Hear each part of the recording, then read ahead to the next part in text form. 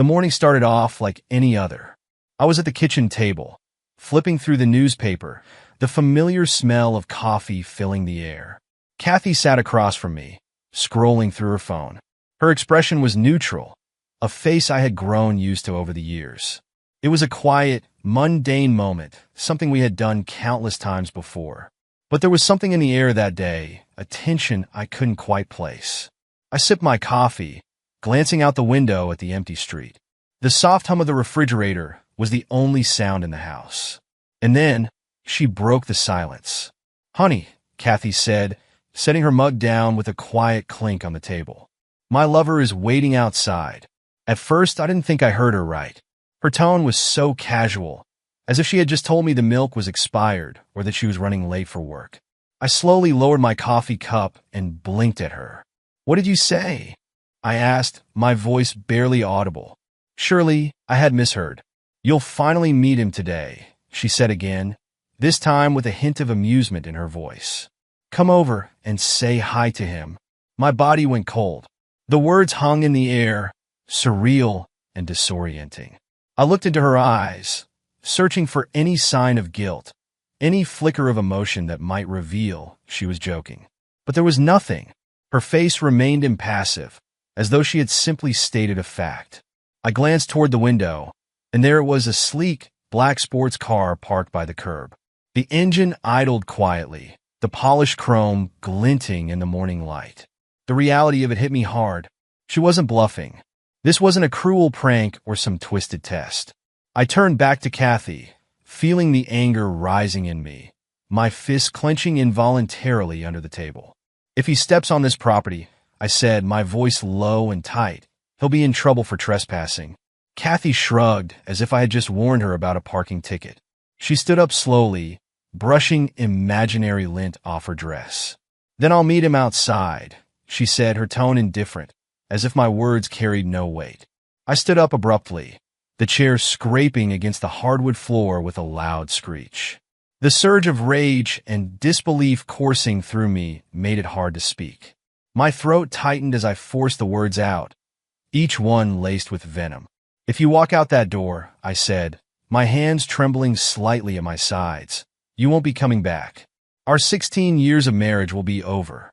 For a brief moment, she paused. Her hand hovered over the back of her chair, her body frozen in place. I could see something flicker across her face, maybe hesitation, maybe a flash of doubt. But it was gone in an instant. She straightened up, smoothed her hair, and met my gaze with cold, detached eyes. With a smirk that sent a chill down my spine, she picked up her handbag and slung it over her shoulder. "Watch me walk away forever, loser," she whispered, her words sharp, cutting deep into me. She turned and strode toward the door, her heels clicking softly on the floor. I stood there, frozen, my chest tight as I watched her walk away without so much as a glance back. The sound of the door clicking shut echoed through the house, loud in the silence that followed, final and absolute. I stood motionless, staring at the closed door, trying to comprehend what had just happened. The woman I had spent 16 years with, the woman I had built a life with, had just walked out like it meant nothing. Like I meant nothing. My mind struggled to catch up, replaying the last few minutes over and over, searching for some clue, some sign I might have missed over the years. But nothing came. I walked over to the window, pulling back the curtain slightly, just in time to see her walk toward the car. The man sitting inside stepped out, tall, well-dressed, wearing expensive sunglasses. He opened the door for her like some kind of chauffeur, and she slid into the passenger seat without hesitation, as if she had done this 1,000 times before. The sight made my stomach churn. The man leaned against the car for a moment, taking off his sunglasses and glancing toward the house, almost as if he expected me to come outside. His gaze lingered, challenging, as if daring me to make a move. I clenched my fists at my sides, my body tense, but I didn't move. I watched as he casually slipped back into the car and revved the engine. They drove off without a second thought, disappearing down the street, leaving nothing but the faint scent of exhaust behind. The quiet settled back over the house, but it felt different now. Heavier. I let the curtain fall back into place and sat down at the table again. The coffee was cold now, untouched, the remnants of breakfast scattered across the table like debris from a storm. I stared at it blankly, my mind numb, still struggling to accept what had just happened. 1 minute, my life was normal routine, and now, everything was upside down. 16 years. 16 years of shared memories, holidays, vacations, fights, and makeups. All of it crumbled in an instant. I thought about the way she had looked at me before she left. So cold, so detached, as though the last decade and a half meant nothing to her. Had it all been a lie? Had she been living a separate life this whole time, pretending to be someone she wasn't? I couldn't stop the questions from flooding my mind, each one more painful than the last. I ran a hand through my hair, trying to calm myself, but the anger and betrayal pulsed through me like a living thing. How long had she been seeing him? How many lies had she told me while she carried on with her affair? I felt like a fool, sitting here blindsided. I should have seen the signs. Maybe I had been too comfortable, too trusting. Maybe I had convinced myself that everything was fine, that the small cracks in our marriage were just part of the natural ebb and flow of a long-term relationship. But now, there was no pretending, no denying what was right in front of me. She had left, without hesitation, without a second thought. And I was alone. The house felt colder, emptier. I had never felt its silence so keenly before. It was as if every sound had been sucked out, leaving nothing but the echo of the door closing behind her. I sat there for what felt like hours, replaying the morning in my head, over and over, the pain deepening with each repetition. Eventually, I stood up, pushing the chair back under the table. I walked to the sink and poured the cold coffee down the drain, the sound of it swirling away, almost soothing in its mundanity. I leaned against the counter, staring out the window at the now empty street. Life was going to be different from now on. I sat at the kitchen table, staring blankly at the empty chair where Kathy had sat just hours earlier. 16 years of my life had been torn apart in a matter of minutes. The silence was oppressive, hanging over me like a weight I couldn't shake. My mind kept cycling through every moment, every memory, trying to make sense of it all. How did it come to this? I had noticed Kathy's distance over the past few months, but I had chalked it up to the usual stresses of life. She worked long hours, and we had both settled into the comfortable monotony of our routine. It was easy to dismiss the lack of intimacy or the occasional coldness in her tone. It never crossed my mind that something was seriously wrong. But now, every little moment seemed like a clue I had missed. The late nights at work, the sudden interest in dressing up, even when we had no plans, the mysterious phone calls, all of it rushed back, pieces of a puzzle I hadn't even realized existed. I sat there, numb, my mind racing. I thought about the vacations we'd taken, the long weekends away where we laughed, shared secrets, and dreamed about the future. I thought about the small moments, the lazy Sundays on the couch, the shared cups of coffee in the morning, the birthdays and anniversaries. Had it all meant nothing to her? I slammed my fist down on the table, the sound echoing through the empty house. The anger that had been simmering beneath the surface began to boil over. How could she do this? How could she throw away 16 years without a second thought? My phone buzzed, shaking me out of my thoughts. I looked down at the screen. It was Jack, my oldest friend. He was the only person who could understand what I was going through. Jack was a lawyer, sharp, pragmatic, and always brutally honest. I hesitated for a moment before picking up the call. I needed to talk to someone before the weight of it all crushed me. "Hey man," Jack's voice came through, steady and familiar. "What's going on? You sound off." I took a deep breath, trying to keep my voice from shaking. "Kathy's been cheating on me?" There was a long pause on the other end. I could picture Jack's face, his brow furrowed, trying to process what I'd just said. "What?" he finally replied, his voice a mix of disbelief and anger. "How long?" "I don't know," I said, leaning back in my chair. "Months? Maybe longer." She told me this morning, over breakfast like it was nothing. Her lover was waiting outside in his fancy car. Jack swore under his breath. "You've got to be kidding me. After all these years? Jesus, man." I could hear the anger in his voice, mirroring the storm brewing inside me. "I feel like an idiot, Jack," I said, my voice barely a whisper. "I didn't see any of this coming." You're not an idiot, Jack replied, his tone sharp. She's the one who's been lying. You trusted her, like any husband would. You had no reason to think she'd do something like this. I sat in silence, the weight of his words sinking in. Trust. That's what it had come down to. I had trusted her, and she had betrayed that trust in the worst possible way. Do you want to fix this? Jack asked, his voice suddenly more measured. Or, do you want to destroy them? That question hung in the air for a moment. Fix this? How could I fix this? She had walked out without looking back, calling me a loser as if the last 16 years of my life had meant nothing. There was no fixing that. But destroy them? The thought sent a surge of adrenaline through me. I imagined Kathy and her lover, smug in their fancy car, thinking they could just walk away without consequences. Thinking they had won. The bitterness inside me grew. Destroy them, I said, the words coming out more calmly than I expected. There was no hesitation, no second-guessing. I was done being the good guy. Jack sighed. I figured as much. Listen, you don't want to do anything rash. Not yet. Let me handle the legal side. We'll make sure she doesn't walk away with a dime. She thinks she's walking away with everything, I said, my voice harder now. But she doesn't know who she's dealing with. I'll make sure she knows, Jack replied. You focus on keeping your head straight. Don't let her push you into doing something that could hurt your case. I nodded, even though he couldn't see me. I just can't believe she'd do this. After everything, people change, Jack said. Sometimes they just reveal who they've really been all along. You got to see it for what it is. She's not your responsibility anymore. We talked for a while longer, going over the next steps. Jack promised he'd have divorce papers ready by the end of the week. He told me to stay calm, to avoid contacting Kathy until things were in motion. I thanked him and hung up the phone, feeling a little less adrift, but still raw from the betrayal. The house felt even emptier now, the silence oppressive. I stood up and wandered aimlessly through the rooms. Everywhere I looked, there were reminders of Kathy.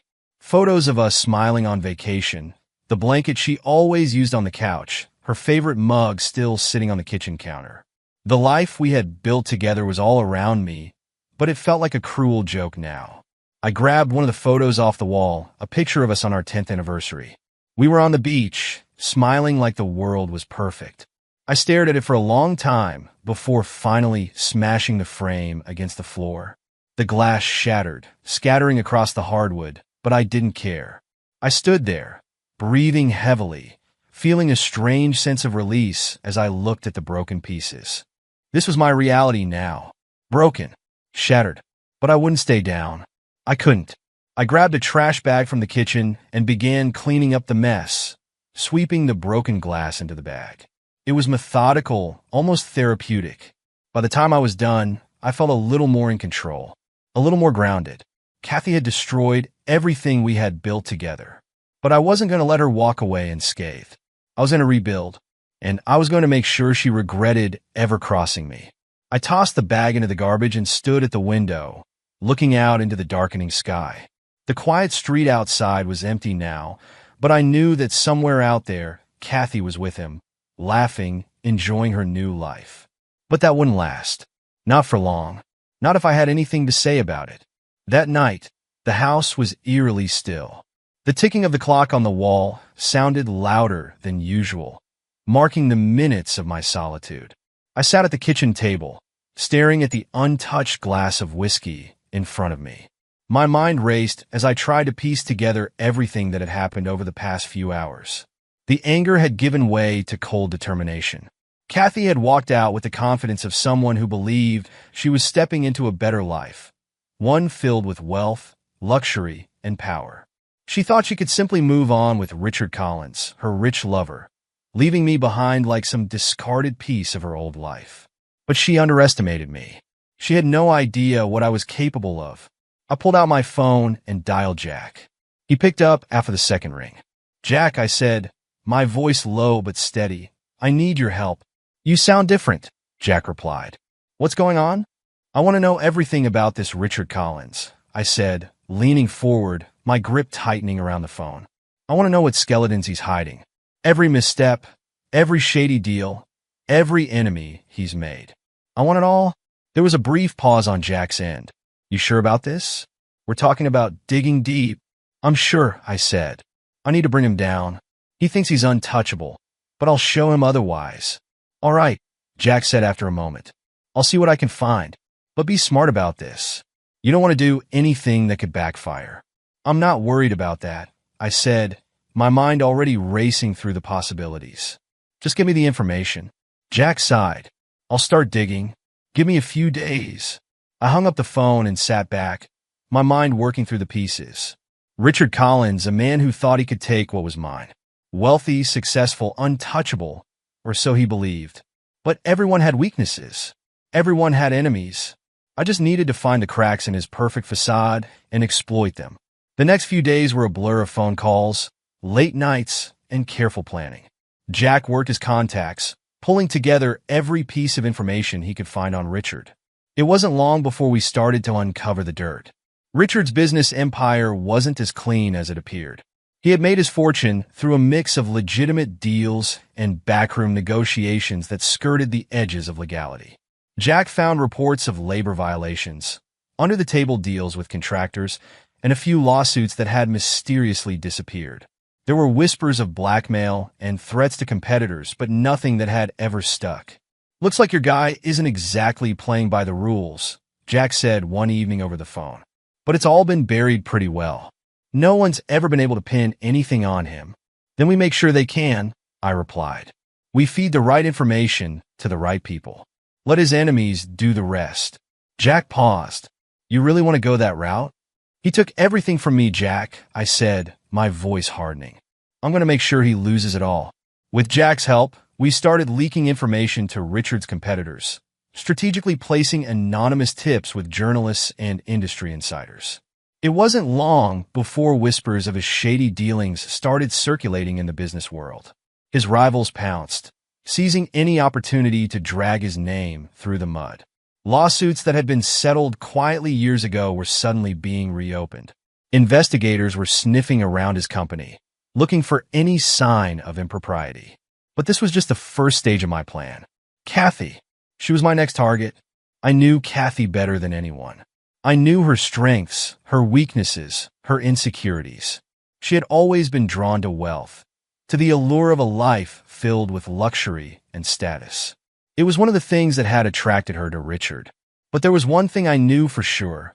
Kathy had grown accustomed to a certain lifestyle, and she believed Richard could offer her even more.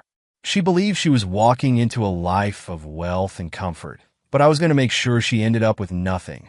I reached out to a few mutual friends, quietly spreading the word about what Kathy had done. Her betrayal, her affair. I planted seeds of doubt, subtly reminding them of how dependent she had always been on me, how she had never truly built anything on her own. It wasn't long before people began to turn their backs on her. Friends who had once been close suddenly became distant. The social circles she had been so proud of were starting to close her out. But it wasn't enough. Not yet.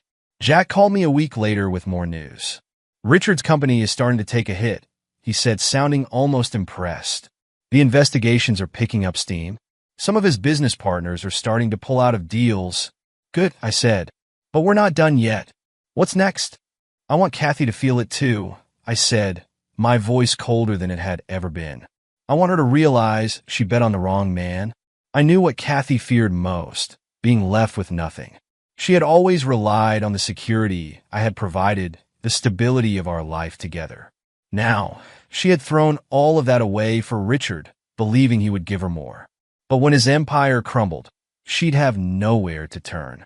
I moved quickly, freezing our joint accounts before she could access any of the money.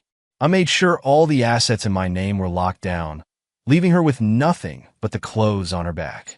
And as Richard's business began to unravel, I knew it was only a matter of time before their little fantasy came crashing down.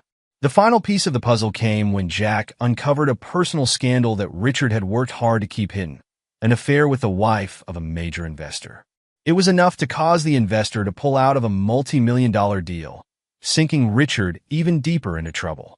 The fallout was swift. Lawsuits piled up, contracts were canceled, and Richard's once thriving business was on the verge of collapse. And Kathy? She had hitched her wagon to a sinking ship. One evening, as I sat in the now empty house, my phone buzzed with a message from Jack. "It's done," the message read. "Richard's finished." I smiled, feeling a strange sense of calm wash over me. It was over. Richard Collins had lost everything, and Kathy was left with nothing. The life she thought she was walking into had crumbled, and she had no one to blame but herself. I stood up, walked to the window, and looked out at the quiet street. The storm had passed, but I knew this was only the beginning. Kathy and Richard had made their choices, and now they were paying the price. Days turned into weeks, and I watched from a distance as Kathy and Richard paraded their affair like a shiny new toy. It didn't take long for their relationship to make its way onto social media. Pictures of expensive dinners, luxury getaways, and fancy cars littered my feed. It was nauseating. The two of them looked like they were living some kind of twisted fairy tale, but I knew better. Behind those carefully curated posts, a storm was brewing, and they were walking straight into it. I kept my distance, monitoring everything without ever confronting them directly. I didn't need to. Jack had already started laying the groundwork, feeding information about Richard's illegal business dealings to the press. It wasn't anything blatant, just whispers at first. A story here, a leaked document there. It didn't take long for the rumors to gain traction. Richard's reputation, once flawless, began to show cracks. Investors started to pull out. A few major contracts were suddenly on hold, pending further investigation. The empire Richard had spent years building was starting to crumble. I had also filed for divorce, making sure the process moved quickly and quietly. Jack worked diligently to ensure that everything was in my favor. Kathy, as far as she was concerned, thought she was walking away with half of everything, our house, our savings, maybe even a spousal support settlement. But she was in for a rude awakening. Jack had found ways to protect my assets, ensuring that Kathy would leave with nothing more than what she had brought into the marriage, which, unsurprisingly, was nothing. The day I handed her the divorce papers, I made sure it was in person. I wanted to see her face when reality finally caught up with her. She came by the house unannounced, as she had a few times since she left. I think, in some twisted way, she wanted me to beg her to come back. She waltzed through the door as if she still lived there, wearing an expensive designer dress I had never seen before, the kind Richard probably bought her. "So, what do you want?" she asked, eyeing me with the same smug confidence she had the morning she left. "You're not seriously trying to talk me out of this, are you?" I didn't respond immediately. Instead, I calmly walked over to the counter and picked up the folder that held the divorce papers. "I'm not here to talk you out of anything, Kathy," I said, handing her the folder. "I'm here to move on." Her eyes flicked down to the papers, and for a split second, I saw a flicker of doubt in her expression. But she recovered quickly, her arrogant smirk returning. "You think this will hurt me?" she sneered, flipping through the pages. "I don't need you or your money. Richard will take care of me." I couldn't help but smile at her misplaced confidence. "Richard, huh?" I leaned back against the counter, crossing my arms. "You really think Richard is going to be around much longer?" Her smirk faltered, but she didn't say anything. The silence hung in the air for a moment before she finally spoke. "Richard is twice the man you'll ever be," she snapped, slamming the folder shut. "He's got more money, more power, more everything. And when this divorce is over, I'll have everything I deserve." I chuckled softly. "Kathy, you have no idea what's coming to you?" She glared at me, her arrogance cracking just a little more. "What are you talking about?" I met her eyes, my smile fading. "Richard's company is under investigation, Kathy. His investors are pulling out, and his business is on the verge of collapse. You've hitched your wagon to a sinking ship." Her face paled. I could see the gears turning in her head, trying to process what I had just told her. But she wasn't ready to believe it. "Not yet. You're lying," she said, her voice wavering slightly. "You're just trying to scare me." I shrugged. "Believe what you want. But don't be surprised when Richard starts distancing himself from you. He's not going to stick around when his world comes crashing down. He'll cut his losses, and you'll be left with nothing." Kathy stood there, frozen for a moment, her confidence visibly shaken. But she wasn't ready to give up her delusion just yet. She straightened her shoulders and tossed the folder back onto the counter. "Whatever," she muttered, turning on her heel. "I'm not listening to this." You're just bitter because I found someone better." I watched as she stormed toward the door, her anger radiating off of her in waves. But before she could leave, I called after her. "Kathy," I said, my voice calm but firm. She paused, her hand on the doorknob, but didn't turn around. "You should sign those papers sooner rather than later. You're not going to get another offer." Without another word, she slammed the door behind her, leaving me standing alone in the quiet house. I picked up the folder from the counter and stared at it for a moment before setting it back down. It didn't matter if she signed today or tomorrow. The wheels were already in motion, and there was no stopping what was coming next. Over the next few weeks, Richard's downfall continued to gain momentum. The press was all over his company's legal troubles, and the lawsuits were piling up faster than he could handle. The once respected businessman was now the subject of scandal, and it was only a matter of time before the authorities took a closer look at his dealings. Meanwhile, Kathy's life was beginning to unravel. She hadn't signed the divorce papers yet, probably holding out for a better settlement, but I wasn't concerned. With each passing day, her chances of walking away with anything diminished. Jack had made sure of that. One afternoon, I received a text from Jack. It was simple and to the point. "It's happening." I knew exactly what he meant. Richard's company was officially under federal investigation, and the fallout would be catastrophic. His assets would be frozen, his business partners would distance themselves, and his wealth would evaporate. And Kathy? She was about to realize just how fragile her new life really was. I sat back in my chair, staring out the window at the quiet street. For the first time in weeks, I felt a sense of peace. I had done what I set out to do. Richard's empire was crumbling, and Kathy's arrogant confidence was about to be shattered. The storm had arrived, and they had no one to blame but themselves. The collapse came with brutal swiftness, leaving no room for recovery. One day, Richard was the toast of the town, flaunting his wealth and status. The next, he was a disgraced man, caught in a web of his own lies. The charges were severe: fraud, embezzlement, money laundering. The headlines painted him as a villain, and within hours of his arrest, his assets were frozen. Everything Kathy had gambled her future on crumbled overnight. The cars, the luxury vacations, the lavish promises, all vanished like dust in the wind. I followed it all from the sidelines. News updates flashed across my phone. Images of Richard being led away in handcuffs, the extravagant mansion he had flaunted now under federal investigation. His investors had fled long before the hammer dropped, and those closest to him scrambled to distance themselves from the wreckage. And Kathy? She had nowhere to go. It didn't take long for her to come crawling back. I expected it. I knew it was only a matter of time before she realized that Richard had sold her a fantasy, one that had come crashing down the moment his empire fell. She had burned every bridge when she left me, but desperation drives people to beg at the doors they once slammed.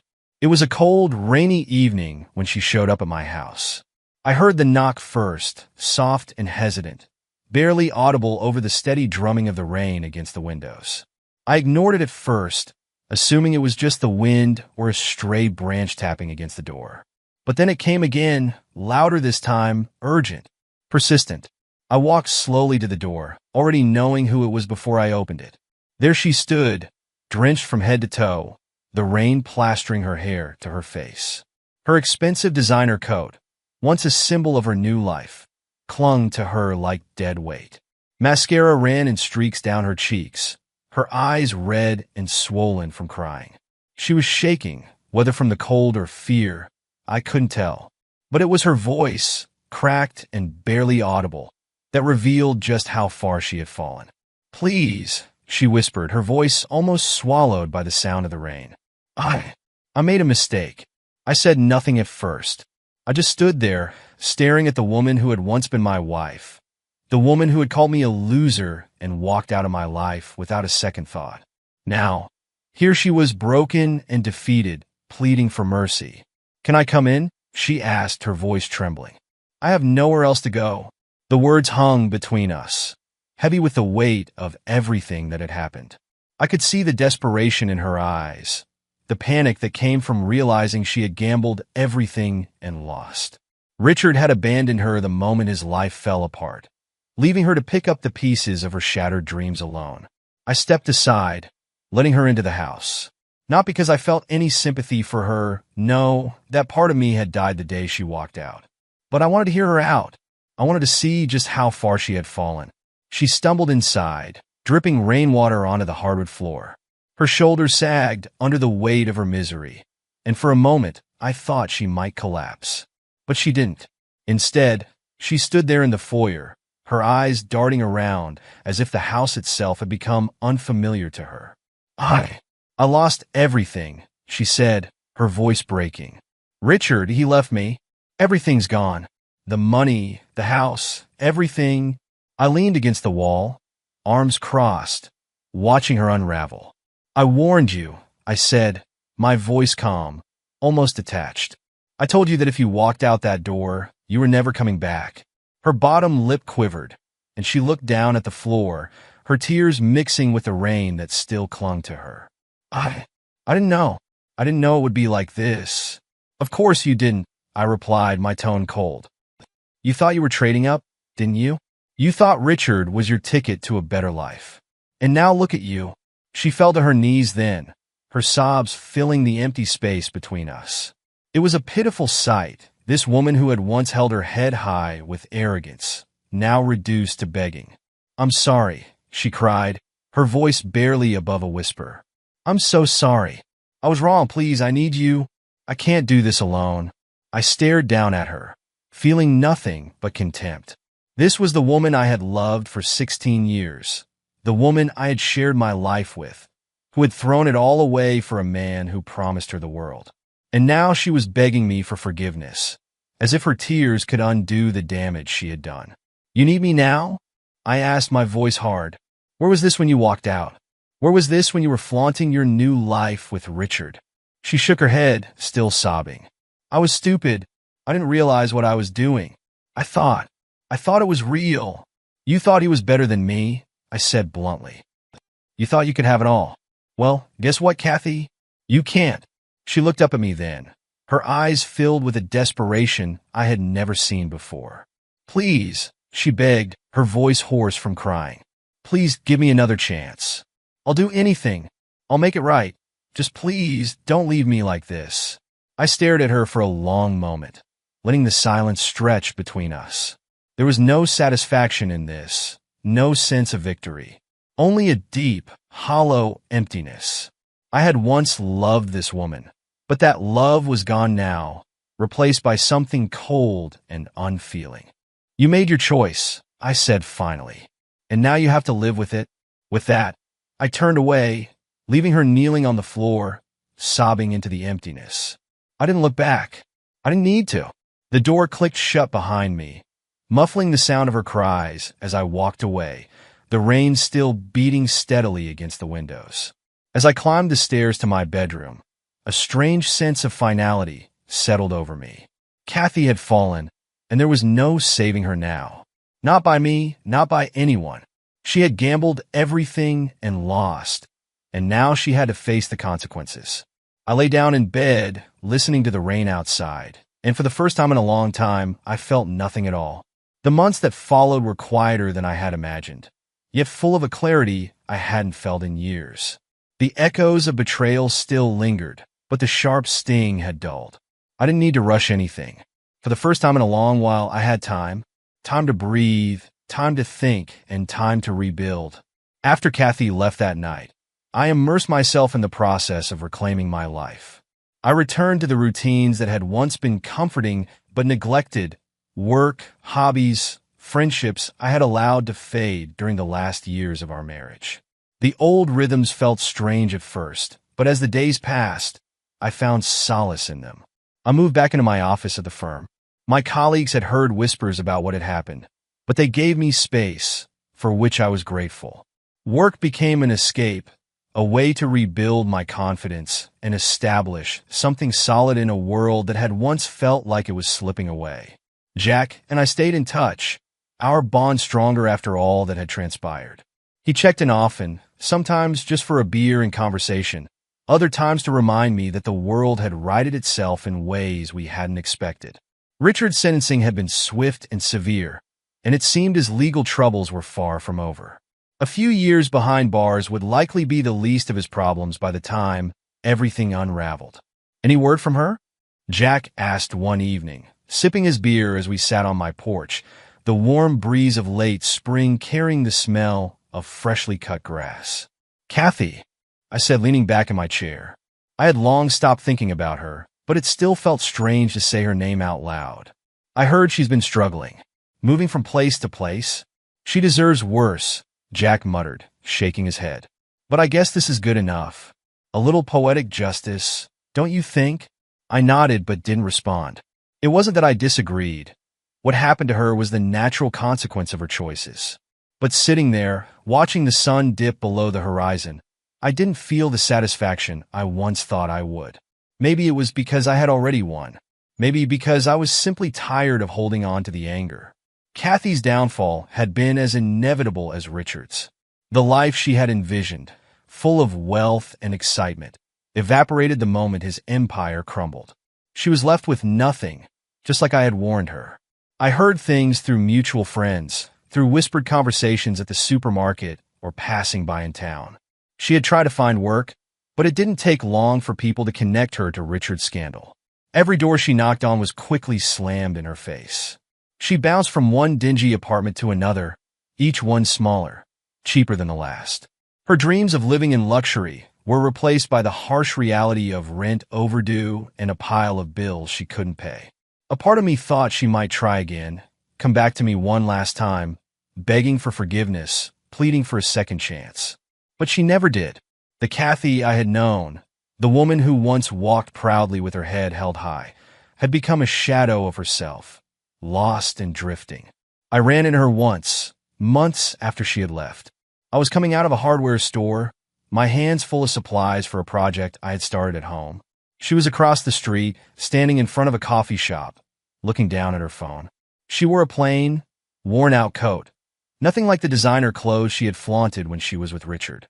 Her hair was unkempt, her face drawn and tired. For a brief moment, our eyes met. There was a flicker of recognition, but she quickly looked away, hurrying down the street. She didn't want to be seen, and I had no desire to call out to her.